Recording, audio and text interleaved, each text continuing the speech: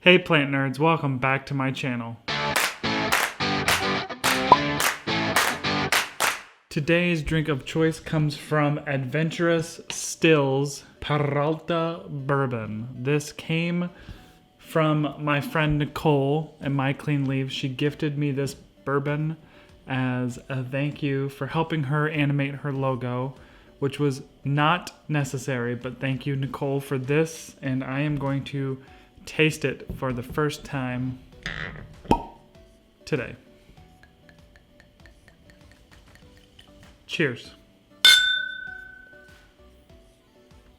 Ooh, that's good. Ooh, chocolatey. That's got some really strong chocolate notes. So today's video, I'm going to talk a bit more about the nutrient solution that I use for my passive hydroponic plants. I feel like in my first video where I just talked about converting a plant from soil to LECA, I maybe misled some people because in that video I just talk about feeding the plant with water and Super Thrive, which is exactly what I do when I convert a plant to passive hydroponics. However, I only do that for a very short period of time, maybe about 1 to 2 weeks, to let the plant adjust to this new growing medium. And then after that, I start feeding the plant a nutrient solution because for long-term health of a plant, you really need to have a nutrient solution. Your plant's gonna need different nutrients than what Super Thrive and water can provide. So if I inspired a bunch of you to convert your plants and you just thought that Super Thrive and water was going to be all you had to do, I'm really sorry, but I promise the other part of it isn't too difficult, and that's what we're going to talk about today. I feel like since we're going to be mixing up some chemicals, we need to have a change of outfit because this just kind of feels too casual.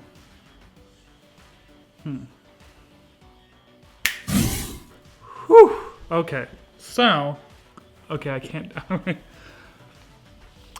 I didn't have any safety goggles and Target didn't sell any safety goggles, but thankfully I live in Arizona and you can buy goggles in the winter because, well, it's not cold and you can still swim. What we're gonna start off with for our nutrient solution is just a jug of water. When I first started doing passive hydro, I was only using tap water, and the tap water here in Arizona is very, very hard. There's a lot of calcium in it. So I actually have switched to now using purified water. I started a water service through my Costco membership. That is what I'm currently using because I was noticing that my LECA was turning white with salt buildup very quickly. I didn't want to damage my plants because salt around the roots, salt buildup in hard water is not great for plants. So I switched to purified water about a month ago, and it's been so much easier just to be able to mix the solution in these gallon jugs and not have to worry about letting it sit out overnight to let the fluoride or whatever is in the water to evaporate. I can just pour it into this jug and start using it right away. I know that getting purified water delivered to your home isn't a necessary thing, and it's also not convenient for everybody out there, and I understand that. It's just what I'm doing for my plants because I do live in an area that has really, really bad water, and if I'm going to give my plants the best shot at life with passive hydroponics, I want to make sure that I'm treating them as good as possible. That's why I'm using this purified water. Again, I'm not telling you you have to do that because you don't. It was just a choice I made for myself and my plants, and I just wanted to be transparent about that. Whew, okay, I'm gonna have to take this off because it is hot. I did say this in my first passive hydroponics video, but a channel that I have went to for a lot of help and a lot of my knowledge on any of this is Minimalist Cali here on YouTube. I will put a link in the description box to her channel. Please go check it out. Along with her, I am also using the 3 nutrients from General Hydroponics. These are the main nutrients that I have in my nutrient solution. I have these linked in my Amazon store. You can check that out in the description box as well. I purchased these from a local hydroponics store. I know that I get a lot of comments about not using Amazon because it's a bad company and it's wasteful, and I understand that. So please by all means, shop local. I would love for you to support small businesses, support local businesses. Definitely do that if you have the choice or the chance, but I do know that that is not easy for everyone out there. So I do have these linked in my Amazon store. If you do not have a hydroponics store or a plant store that will sell these kind of nutrients close to your home. So when mixing my nutrient solution, I take my jug of purified water and I start with the General Hydroponics Flora Micro. This is always the base to my nutrient solution. This should always be done first and foremost before any other nutrients. It says that on the bottle, so I'm just following directions. So the back of this bottle has a recommended dosage for the growth stage that the plants are in. I use the general purpose, and the back of this says that you should do 1 teaspoon per gallon of water. When you're starting a plant off in a nutrient solution, to me that is a bit too much. A teaspoon per gallon is basically 5 milliliters per gallon. When I am starting my plants in the passive hydro, I will actually make a mixture using 1.5 to 2 milliliters of the General Hydroponics nutrients. It's a lower dosage. I can step that up over time, but I kind of start out with a smaller dosage so it's not this huge shock to the plant.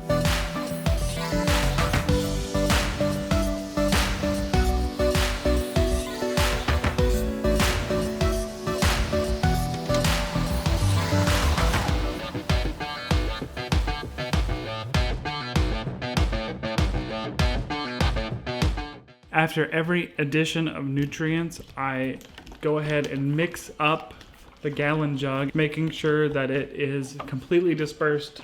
So after we have our base, we can go ahead and add the other 2 nutrients, Flora Bloom and Flora Grow. And as far as the amount I put in of each of these nutrients, I just follow the same amount as I did with the first foundation nutrient, the Flora Micro. So I usually put the same amount of all 3 nutrients in my gallon jug.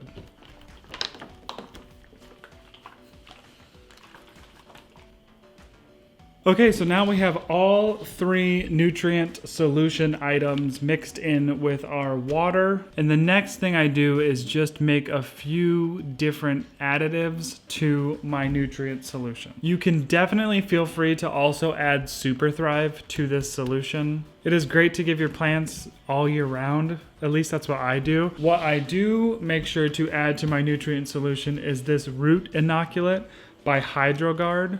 This root inoculant decomposes organic materials and it turns it into nutrients that the plant's roots can then uptake. I did start using this solely because I was having an algae problem with all of my plants that were in a clear jar. For example, this wee jar that has my Dischidia ovata in it, you can kind of see it's having a bit of an algae problem. You can see the green growing in there. And I was noticing that this happened a lot with the plants that I had in a clear container. You don't want your plant completely overrun by algae. So I wanted to do something about it, and that's why I'm trying this HydroGuard to help keep the algae at bay. And I have noticed that it has helped quite a bit. And another really good way to keep the algae under control and also to keep your roots from rotting and clearing up root rot that is in plants is to use hydrogen peroxide. Now, the hydrogen peroxide that I have is the actual 35% hydrogen peroxide, and you cannot just take this and dump it into your plant. You have to dilute it. Normal hydrogen peroxide that you buy at the grocery store is about 3% hydrogen peroxide. I don't necessarily love using the hydrogen peroxide at the store because to keep that stable, they add stabilizers into the mix, and I don't know if those are good for plants or not.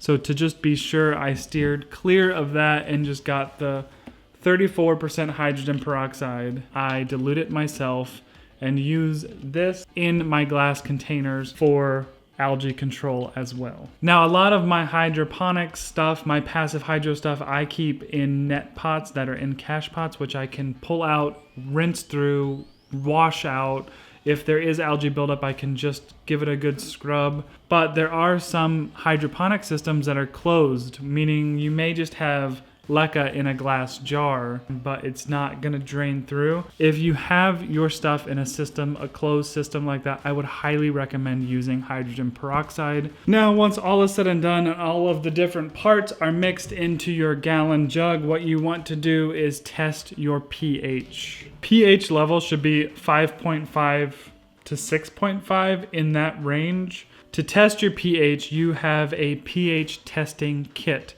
that you can also buy from General Hydroponics. The kit comes with 3 different liquids. You have pH down, pH up, and a pH testing fluid. And you also get a dropper and a test tube. So testing the pH of the water is rather simple. I was a lifeguard in high school. We had to test the pH of the pool. We had to test the chlorine levels. This all feels very familiar to me, but you're going to take a small sample of your water, your nutrient solution water, and you're just gonna fill your tube with that water, just enough so you can tell what the color is going to turn out to be. Then you're gonna take your pH testing fluid and you're gonna add 4 to 5 drops of this to your nutrient solution in your test tube.